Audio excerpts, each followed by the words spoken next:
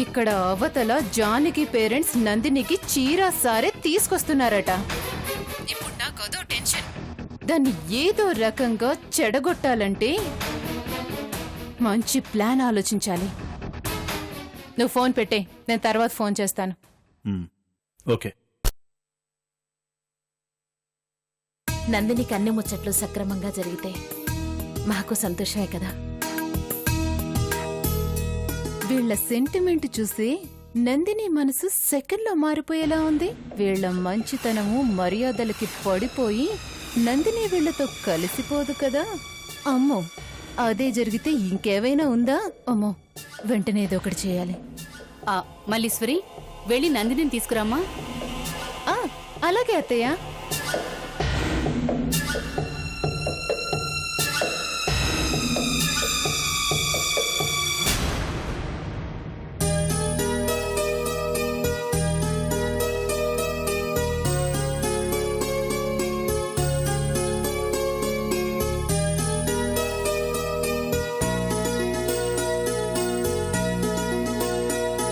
ఎప్పుడొచ్చారు మావయ్య? చింతకు ముందే విజయ్.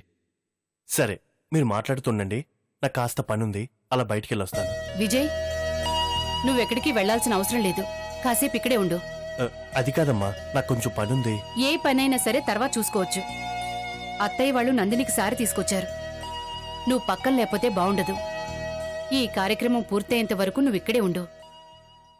అలాగేనమ్మా.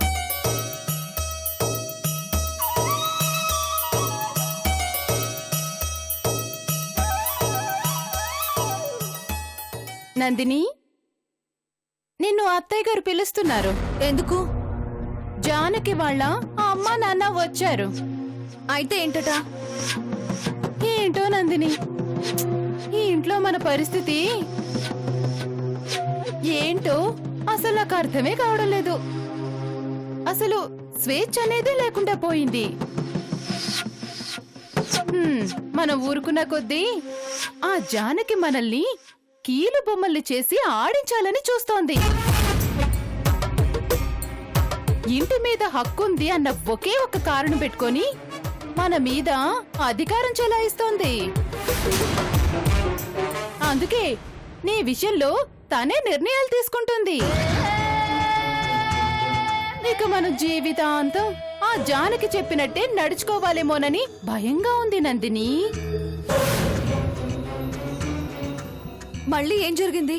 జరగలేదు, జరగబోతుంది.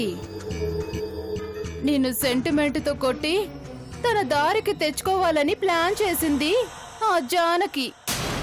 అందుకే వాళ్ళ అమ్మా నాన్నల్ని ఇక్కడికి రప్పించింది. నువ్వేం చెప్తున్నావో నాకేం అర్థం కావటం లేదు. కాస్త క్లియర్గా చెప్తావా? నీకు 5వ నెల వచ్చిందని చెప్పి వాళ్ళ అమ్మా నాన్నల్ని సారె తీసుకురమ్మని పురమాయించింది ఈ జానకి. కూతురు చెప్పగానే వాళ్ళు తగుదునమ్మా అంటూ చీరా సారలు తీసుకొనొచ్చారు. ఇదంతా చూసి మన అత్తగారు జానకి ఎంత మంచి పని చేస్తుందో అని తెగ మురిసిపోతుంది. ఒకవైపేమో నీ కడుపు పొగట్టే ప్రయత్నాలు చేస్తూనే, ఇంకోవైపు ఎవ్వరికీ తన మీద డౌట్ రాకుండా అందరి దృష్టిలో మంచిదని పేరు తెచ్చుకోవడానికి ఇలాంటి పనులు చేస్తుంది. దాని నిజస్వరూపం తెలిసి మనం ఏం చేయలేకపోతున్నాం. ఇప్పుడు నీకు ఇష్టమున్నా లేకపోయినా వాళ్ళు తెచ్చిన చీరాసారల్ని తీసుకోక తప్పదు నందిని. పద. నేను రానక్క. అదేంటి రానంటే ఎలా? మళ్ళీ అదేమైనా గొడవ చేస్తుందో ఏమో. చేస్తే చేయని అక్క, దానికి భయపడేవాళ్ళు ఇక్కడ ఎవరూ లేరు. అయినా అదెవరక్క నాకు ఇవన్నీ చేయడానికి? నువ్వు వెళ్ళి నాకు తలనొప్పిగా ఉంది రాను అని చెప్పు. వెళ్ళు. సరే, నీ ఇష్టం నందిని. నిన్ను బలవంతం చేయడం నాకు ఇష్టం లేదు.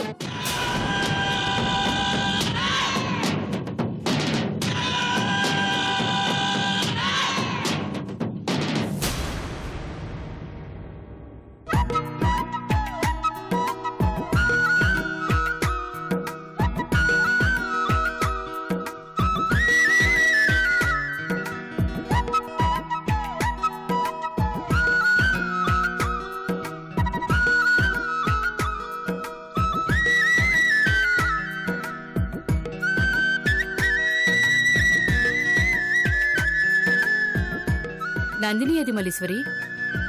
తనకి తలనొప్పిగా ఉందట అత్తయ్య. పడుకుంది.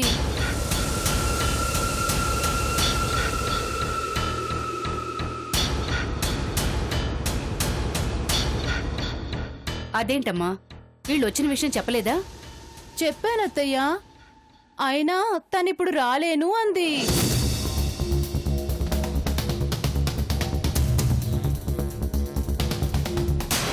అలా అంటే ఎలా?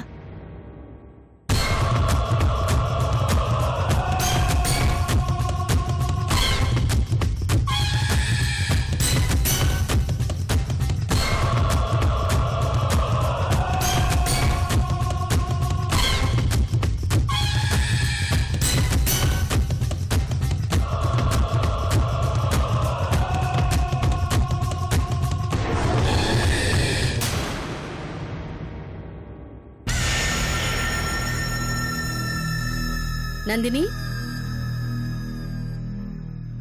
నందిని,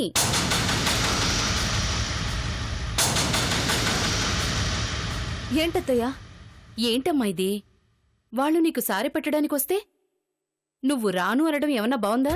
నాకు తలనొప్పిగా ఉందత్తయ్యా, భరించలేకపోతున్నాను. ఒక్క 5 నిమిషాలు ఓపిక పట్టమ్మా. వాళ్ళు నీకు సారె పెట్టగానే మళ్ళీ వచ్చి పడుకుంది గాని. ప్లీజ్ అత్తయ్యా, అర్థం చేసుకోండి. నేను చెప్పేది నువ్వు అర్థం చేసుకోవేంటి?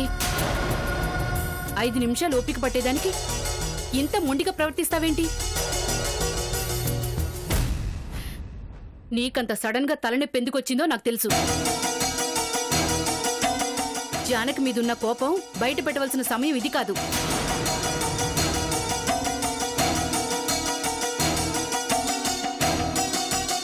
వాళ్ళు నిన్ను కూతురుగా భావించి నీ కోసం చీర సారెలు తీసుకొచ్చారు. అలాంటి వాళ్ళని అవమానించి పంపించడం సంస్కారం అనిపించుకోదు. మర్యాదగా బయటికి రా,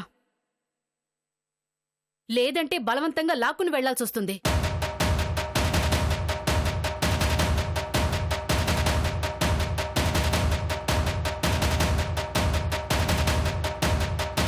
రా. పదండి.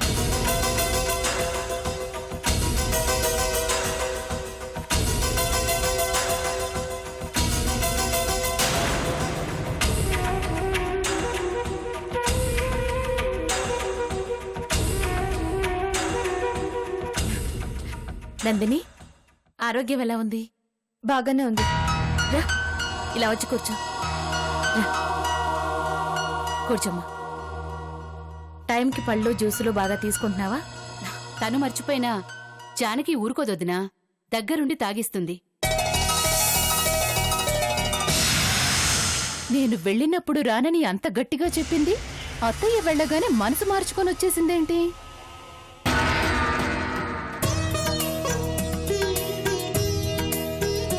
సరే సరే, ముందు తనకి సారి పెట్టండి అమ్మా, మళ్ళీ దుర్ముహూర్తం వచ్చేస్తుంది. విజయ్, ఇలా వచ్చి నందిని పక్కన కూర్చో.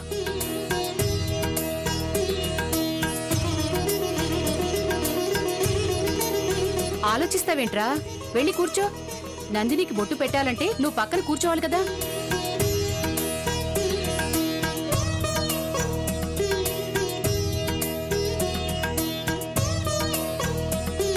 వెళ్ళరా, వెళ్ళు.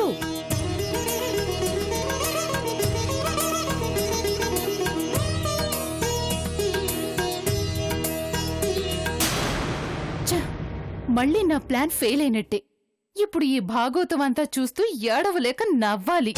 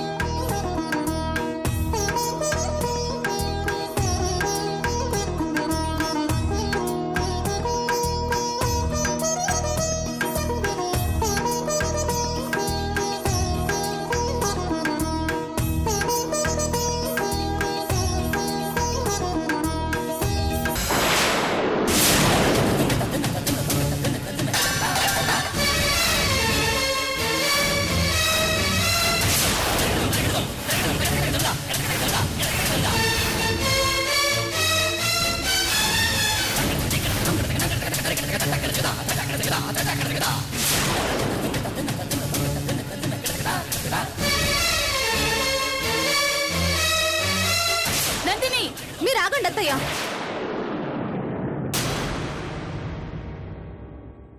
వీళ్ళ నాటకాలు నాకు తెలియదు అనుకుంటున్నారా? పైకి మంచితనం నటిస్తూ వెనకాల గోతులతో వెరకాలు వీళ్ళు. నందిని, పిచ్చి పిచ్చిగా మాట్లాడుకో. ఏయ్, ఆపవే నీ నటన.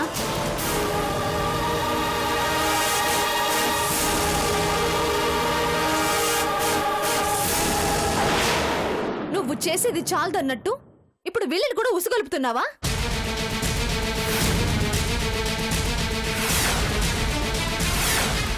ఇప్పుడేమైంది నందిని? నువ్వు అంతంత మాట్లాడుతున్నావు. ఏమైందా? మీ కూతురు నా కడుపు పోగొట్టాలని ప్రయత్నాలు చేస్తుంటే మీరు చీరే సారేలంటూ వచ్చి డ్రామాలు ఆడుతున్నారా?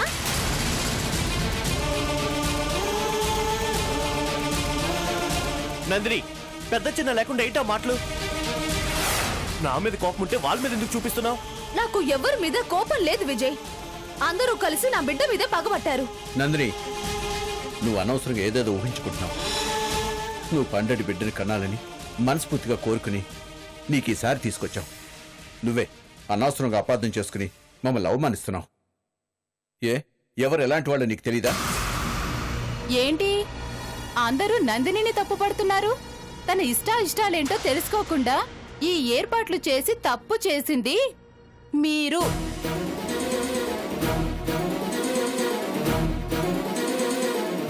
అసలు ఇది ఇల్లా లేకపోతే జైలా? కడుపుతో ఉన్న వాళ్ళని ఎవరైనా ప్రశాంతంగా ఉండేలా చూస్తారు, కానీ మీరేం చేస్తున్నారు? ప్రతి క్షణం నందినిని ఏదో రకంగా బాధ పెడుతూనే ఉన్నారు.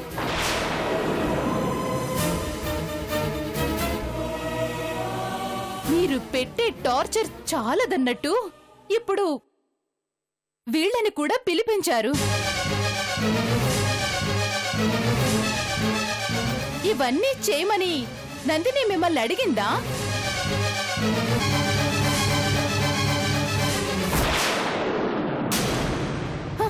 మరి ఇవన్నీ ఎందుకు తీసుకొచ్చి తనని కాకా పట్టాలని చూస్తున్నారు? ఓ, నందినిని మెల్లిగా మీ వైపు తిప్పుకుంటే తన కడుపులో ఉన్న బిడ్డని చంపడం తేలికవుతుందనేగా? నోటిని అదుపులో పెట్టుకుని మాట్లాడు. ఏం మాట్లాడుతున్నావో నీకు అర్థమవుతుందా? ఏంటి అరుస్తున్నారు? అసలు ప్లాన్ అంతా మీదే కదా?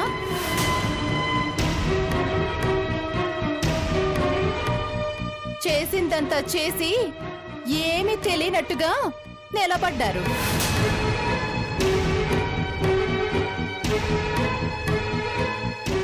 మాకు తెలీదనుకుంటున్నారా మీ నాటకాలు?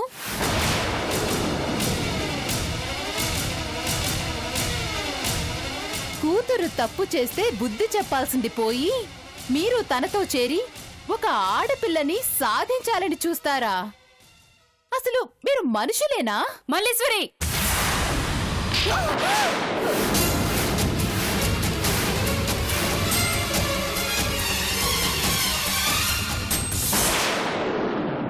నన్నే కొడతావా అత్త? అది ఎంత పెద్ద తప్పో నీకు ఇప్పుడే తెలుస్తుంది. నువ్వు కొట్టిన ఈ చెంపదెబ్బ జానకి జీవితం మీద కొట్టిన దెబ్బ అవబోతుంది, చూడు.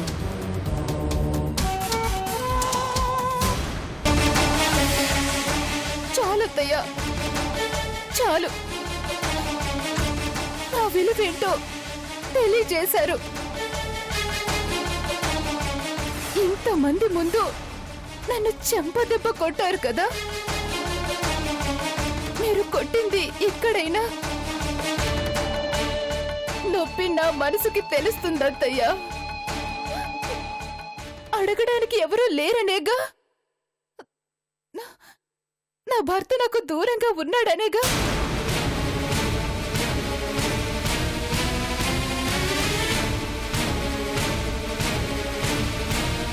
పర్వాలేదత్తయ్య,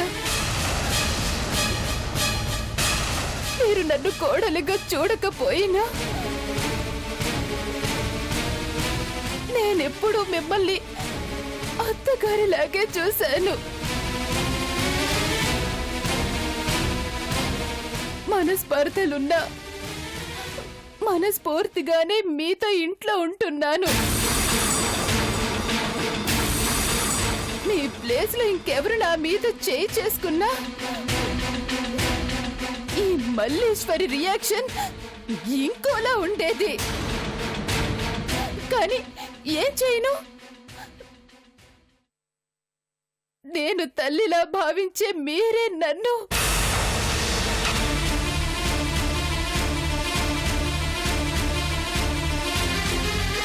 చూసావా నందిని? అన్యాయాన్ని అన్యాయమని చెప్పడం ఈ ఇంట్లో ఎంత నేరమో. రేపు నీకు కూడా ఇలాంటి గతే పట్టొచ్చు. కానీ మనం వెళ్ళని ఏం చేయలేం. ఇదే న్యాయమని అడగటానికి నా భర్త లేడు. నీకు భర్త ఉన్నా లేనట్టే.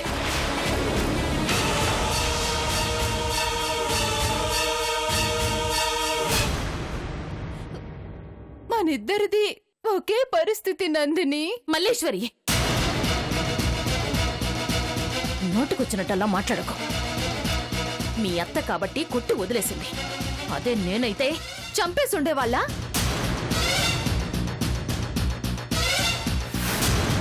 చెప్పండి పిన్ని, చంపేసేవాళ్ళ? అంతేనా?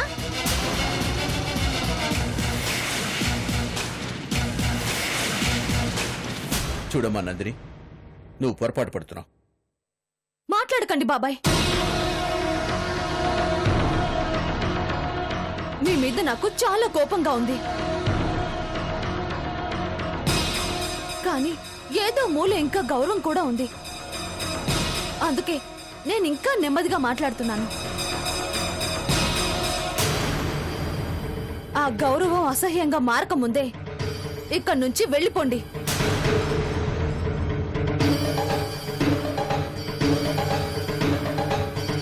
నందిని, ఏంటిది? ఎవరితో మాట్లాడుతున్నావో తెలిసే మాట్లాడుతున్నావా? తెలుసు, స్వార్థపరులతో.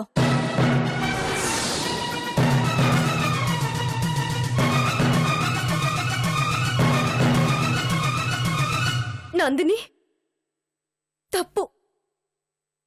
నువ్వు మా అమ్మ నాన్నల్ని అవమానిస్తున్నావు. ఒకప్పుడు అభిమానించాను కదా, అందుకే ఇలాంటి పనులు చేస్తే తట్టుకోలేక అవమానిస్తున్నాను.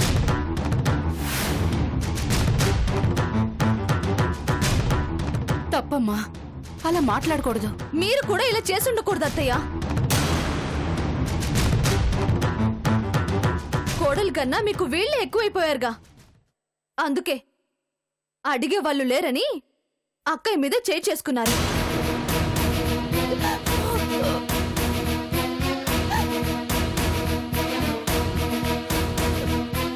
అక్కకి నేనున్నాను.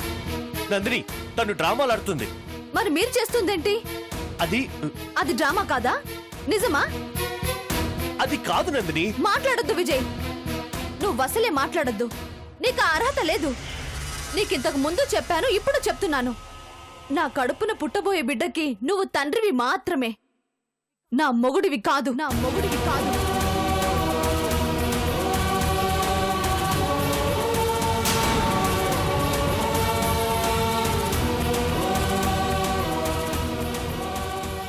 వద్దు, నా కోసం మీరు గొడవ పడద్దు.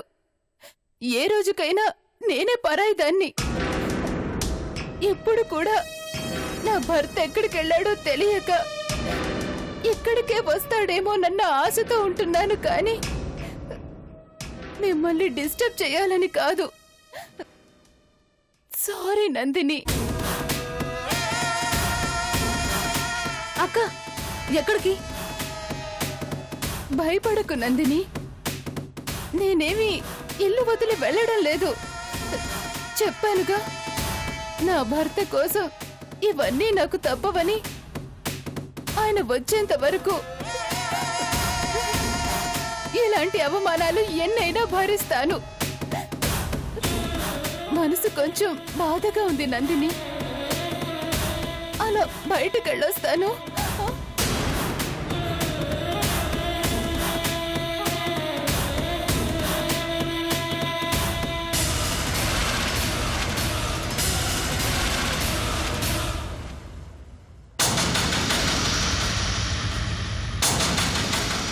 అందరికీ తృప్తిగా ఉందా?